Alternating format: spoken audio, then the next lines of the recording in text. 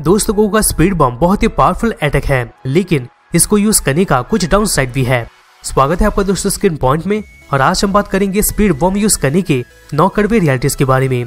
दोस्तों यहाँ पर वीडियो स्टार्ट करने से पहले अगर आप चैनल पे नए हैं तो दोस्तों सब्सक्राइब करें ताकि इससे रिलेटेड कोई वीडियो आप मिस ना कर सके। दोस्तों बहुत सारे एनिमे फैंस ऐसे हैं जिसमें खतरनाक टेक्निक और अटैक को दिखा के फैंस को एंटरटेन किया जा चुका है, लेकिन ऐसा बहुत ही कम एनिमे होते हैं, जैसे कि दोस्तों अकीरा टोरियामा का ड्रैगन बॉल रहा है। ड्रैगन बॉल एनिमे हिस्ट्री में हमेशा एवरग्रीन रहा है, क्योंकि दोस्तों इसमें गोकू और उसके साथी हमेशा कोई ना कोई चैलेंज का सामना करते हैं, जिससे कि ये सभी का ग्रोथ बहुत ही खतरनाक होता है। गोकू कई सारे पावरफुल टेक्निक और ट्रांसमिशन में मास्टर हो चुका है, क्योंकि वो यूनिवर्स का खतरा से सामना कर सके। ऐसे ही दोस्तों जब गोकू का स्पीड बॉम्ब आया था तब दोस्तों ये बहुत ही वैल्यूएबल और डेंजरस अटैक में से एक साबित हुआ था, लेकिन इतना खतरनाक होने के साथ साथ दोस्तों इसको यूज करने का कुछ डाउन साइड भी है, जो कि दोस्तों आपको जानना जरूरी है। तो दोस्तों इसी की वजह से हम इस वीडियो में स्पीड बॉम्ब यूज करने का 9 कड़वे रियलिटीज के बारे में बात करने वाले हैं। तो दोस्तों ज्यादा टाइम ना लेते हुए चलिए स्टार्ट करते हैं। नंबर 9, यूजर को स्पीड बॉम्ब सीखने के लिए मर के फिर से किंग काई के अंडर में ट्रेनिंग करना पड़ता है। दोस्तों हमें भी पता है कि ड्रैगन बॉल सीरीज के दौरान गोकू का बहुत ही अच्छा ग्रो हुआ था, और ग्रो के दौरान ये कई सारे मार्शल आर्ट मास्टर के अंडर में ट्रेनिंग हो चुका है। ड्रैगन बॉल जी में गोकू का सबसे पहला मेंटर किंग काई ही रहा है, जो कि दोस्तों स्पीड बॉम्ब के बारे में गोकू को सिखाया था। यहाँ पर किंग काई के पास बहुत ही सारा टेक्निक होता है, लेकिन दोस्तों स्पीड बॉम्ब एक पावरफुल क्रिएशन था उनका, यानी कि किंग काई का। स्पीड बॉम्ब गोकू को किंग काई ही सिखाए थे, लेकिन दोस्तों किंग काई के प्लैनेट में गोकू अपने डेथ यानी कि दोस्तों आफ्टर लाइफ के दौरान ही गया था। इसका मतलब हम ये कह सकते हैं कि स्पीड बॉम्ब को अगर कोई भी यूजर किंग काई से सीखना चाहता है तो उसको पहले मरना पड़ेगा। नंबर 8 पे आता है दोस्तों स्पीड बॉम्ब को प्रिपेयर करने में बहुत ही लंबा समय लगता है। दोस्तों इसमें कोई शक नहीं है कि स्पीड बॉम्ब में बहुत ही खतरनाक पावर का इन्वॉल्वमेंट रहता है, लेकिन इसमें एक अच्छा चीज ये नहीं है कि यूजर को एनर्जी जमा करके एक स्पीड बॉम्ब को रेडी करने में अच्छा खासा टाइम लग जाता है। आप भी नोटिस किए होंगे कि गोकू का कई सारा टेक्निक फटाक से यूज किया जा सकता है, लेकिन स्पीड बॉम्ब को रेडी करने में अच्छा खासा टाइम लग जाता है। इसी की वजह से दोस्तों गोकू फाइट में स्पीड बॉम्ब को ही फाइनल अटैक बना के यूज करता है। लास्टली एक फाइट में टाइम बहुत ही ज्यादा जरूरी चीज होता है, और उसी बीच स्पीड बॉम्ब को प्रिपेयर करते करते ऐसा भी हो सकता है कि ओपोनेंट के द्वारा स्पीड बॉम्ब को यूज करने से रोक भी दिया जाए। नंबर 7 पे आता है स्पीड बॉम्ब में दोस्तों का भी कॉर्पोरेशन जरूरी लगता है। दोस्तों ये एक ऐसा टेक्निक है जिसको कि प्लैनेट में दूसरे लाइफ फॉर्म के ऊपर डिपेंड होना पड़ता है। एक्चुअल में स्पीड बॉम्ब में यही होता है कि यूजर दूसरे लाइफ फॉर्म से एनर्जी डोनेट करने के लिए रिक्वेस्ट करेगा, जिससे कि दोस्तों स्पीड बॉम्ब रेडी हो सके। स्पीड बॉम्ब पेड़ और जानवर से भी एनर्जी गेन करता है, लेकिन दोस्तों अगर इसमें लाइफ फॉर्म का एनर्जी नहीं रहा तो फिर दोस्तों स्पीड बॉम्ब उतना असरदार साबित नहीं होता है। अगर लोग चाहे तो एनर्जी डोनेट करने से मना भी कर सकते हैं। इसी की वजह से ये अटैक को रेडी करने से पहले लोगों का ट्रस्ट और अंडरस्टैंडिंग होना एकदम जरूरी होता है, जिससे कि यूजर बहुत ही अच्छा खासा एनर्जी पा सके और एक स्ट्रॉन्ग स्पीड बॉम्ब को प्रोड्यूस कर सके। नंबर 6 पे आता है दोस्तों एनिमी का स्पीड बॉम्ब में डिफेंड करना पॉसिबल है। दोस्तों आपको ये पता है कि स्पीड बॉम्ब बहुत ही खतरनाक साबित हो चुका है, और इसी अटैक की वजह से फ्रीजा और बू को भी डिफीट किया जा चुका है। उसी दौरान हमें कहीं ना कहीं यही लगा था कि स्पीड बॉम्ब के खिलाफ डिफेंड कर पाना मुश्किल ही है, लेकिन यहाँ पर जब गोकू यूनिवर्स 11 का जिरान से टूर्नामेंट ऑफ पावर में लड़ा था तब दोस्तों गोकू के लिए वो चीज बहुत ही हार्ड एक्सपीरियंस साबित हुआ था। ड्रैगन बॉल के एनिमे में देखते हैं तो जिरान एक ऐसा कैरेक्टर था जो कि दोस्तों गोकू के खिलाफ बहुत ही ज्यादा स्ट्रॉन्गर साबित हुआ था। उसी लड़ाई के दौरान दोस्तों जिरान गोकू का स्पीड बॉम्ब से कैसे भी करके बच गया था। इससे दोस्तों आप जिरान के पावर लेवल के बारे में सोच सकते हैं।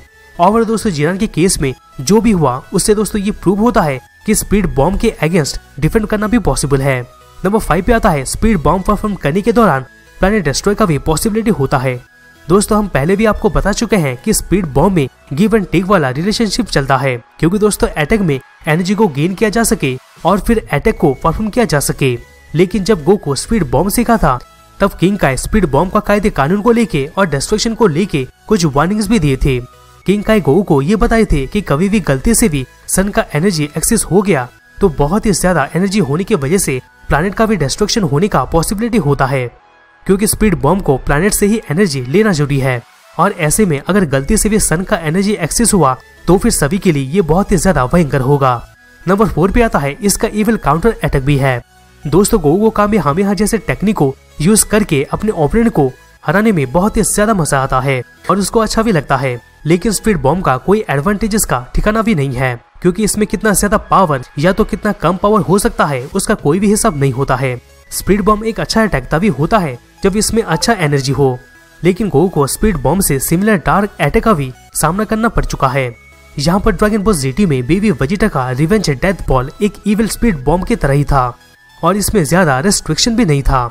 यहाँ पर स्पीड बॉम्ब एनिमी के लिए सही है, लेकिन दोस्तों इसका इविल काउंटर अटैक बहुत ही खतरनाक साबित हुआ था। नंबर 3 पे आता है, ये अपने यूजर को पूरा डिफेंडलेस बना देता है और सारे पावर्स को ड्रेन कर लेता है।